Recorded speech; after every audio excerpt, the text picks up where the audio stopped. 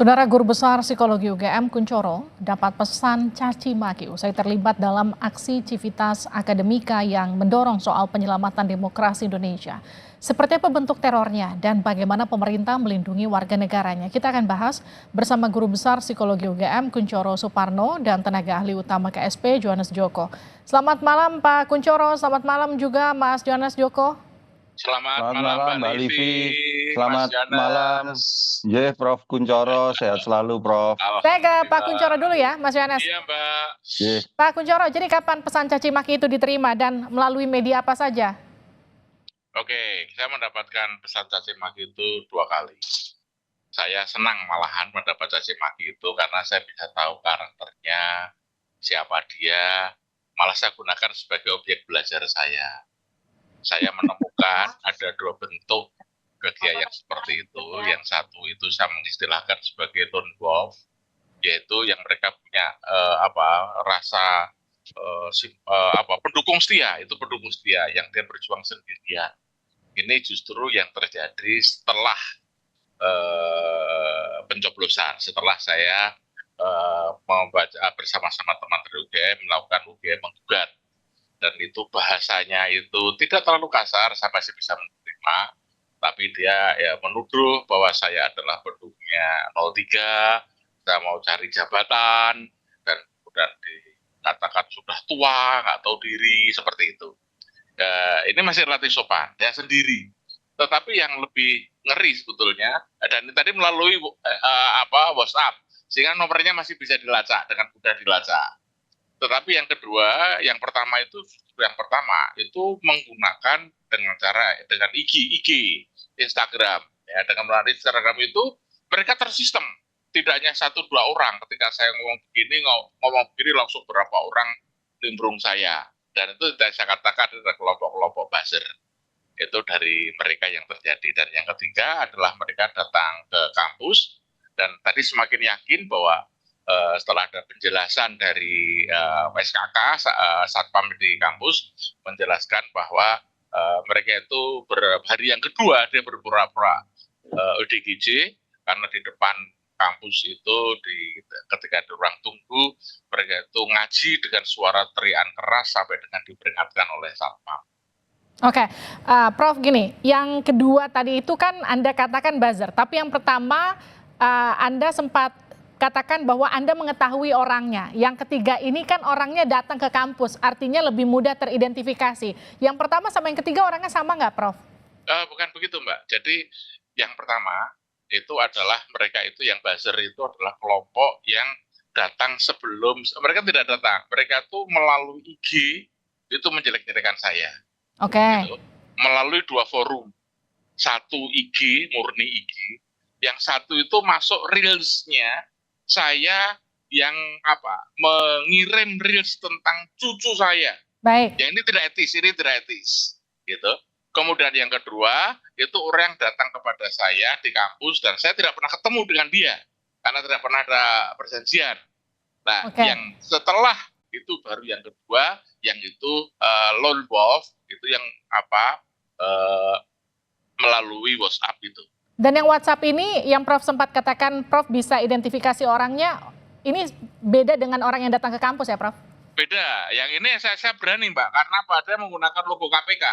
Dan dia tidak tepat menggunakan logo KPK untuk kasus yang seperti ini.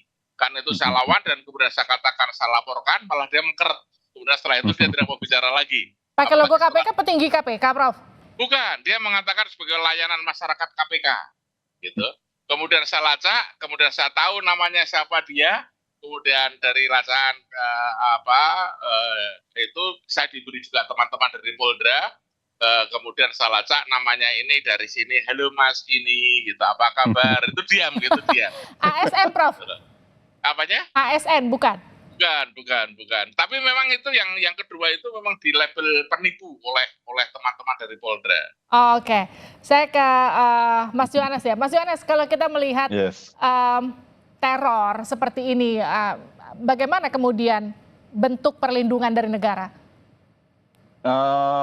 Yang pasti begini dulu lah Mbak, kita sepakat dulu lah, saya sama Prof. Kunchoro ini kalau urusan demokrasi kita sepakat dulu lah Prof, bahwa esensi demokrasi itu kan kebebasan berpendapat, kebebasan berekspresi gitu. Ya, Sehingga setuju. segala bentuk pendapat, masukan, kritik itu harus betul-betul kita jaga sejauh memang itu bukan cacian, makian, fitnah, kebencian dan kebohongan. Maka dalam konteks apa yang disampaikan oleh Prof. Kunchoro dan teman-teman guru besar baik di UI maupun di UGM itu harus kita lihat ini sebagai sebuah vitamin bagi demokrasi kita, vitamin bagi kemajuan bangsa kita. Lah tentu Mbak, dalam setiap ketika kita masuk ke ruang publik dan kita memberikan pendapat, bukan hanya Prof. Kunchoro, Prof, saya pun juga ketika saya masuk ke ruang publik itu pasti akan menimbulkan pro dan kontra. Ada yang mendukung, ada yang tidak mendukung. Dan yang ketika itu tidak mendukung, ya ekspresinya macam-macam seperti yang tadi disampaikan oleh Prof. Kunchoro, ada yang japri langsung, ada yang melalui akun sosial media kita. Tetapi yang ingin kami tegaskan beginilah Mbak, apapun yang dialami Prof. Kunchoro ataupun itu bukan bagi kami, itu harus kita lihat, janganlah itu di framing seolah-olah itu dilakukan oleh oleh kelompok atau pihak yang dikritik oleh Prof. Kunchoro begitu. Karena komitmen kami, sekali lagi Prof, komitmen kami kantor staf presiden, komitmen kami pimpinan kami Jenderal Muldoko itu jelas sekali bahwa apapun yang terkait dengan kebebasan berpendapat, kritik, caci, kritik, masukan itu harus betul-betul dikawal dan dilindungi. Oke. Itu poinnya, Mbak. Mbak Tapi Livia, gini. kalau masalah perlindungan, saya ingin menyampaikan sesuatu. Saya mengucapkan terima kasih yang sebesar-besarnya dan hormat saya kepada Bapak Kapolda DIY. Dia tadi pagi, beliau mengirimkan kepada saya, karena berita di luar sudah bertebaran, Pak Kapolda, Pak Suwonto Nainggolan itu mengirimkan kepada saya perlindungan kepada saya. Bahkan beliau sudah menyampaikan kepada Kapolres untuk membantu saya, mengawasi saya. Dan ini membuat saya tidak takut. Karena inilah sering saya katakan bahwa saya adalah sebagai warga negara masyarakat. Pasal 13 Undang-Undang Nomor 2 tahun 2002 itu setiap warga negara berhak mendapat perlindungan dari kepolisian. Saya butuh perlindungan kepolisian. Kenapa? Karena saya memiliki pemimpin yang mengacaukan kehidupan politik Indonesia. Gitu. Mereka berpandangan seperti itu, saya berpandangan seperti ini. Mereka dilindungi, kenapa saya tidak? Gitu. Ini yang menjadi hak saya. Prof, gini Prof, yang jadi pertanyaan saya, apakah yang mendapat ancaman itu hanya Prof saja atau rekan-rekan sesama akademisi yang juga ikut menyuarakan aksinya, ikut sama-sama diteror? Kalau yang itu aksinya, saya belum pernah mendengar. Tapi yang kalau misalnya kemarin dari Pak Fahri dari Universitas Andalas, mereka juga menyampaikan, dan kita sama saja bahwa ini sebutnya teror ini vitamin kok Mbak, buat kita Mbak. Buat saya sekali lagi untuk model belajar, untuk penyemangat. Kenapa? Karena memperjuangkan kebenaran, keadilan itu kita tidak boleh menyerah. Dan ini adalah salah satu bentuk dari tugas kami, mencerdaskan kehidupan bangsa. Tugas kami sebagai benteng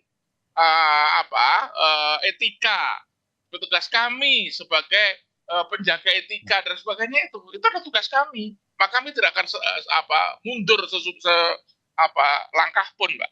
Nah, itu dia yang jadi pertanyaan saya selanjutnya. Artinya kalau Prof tadi katakan ini sebagai vitamin, setelah ada ancaman bertubi-tubi ini tidak akan membuat Prof mundur untuk mengkritik pemerintah untuk lebih baik.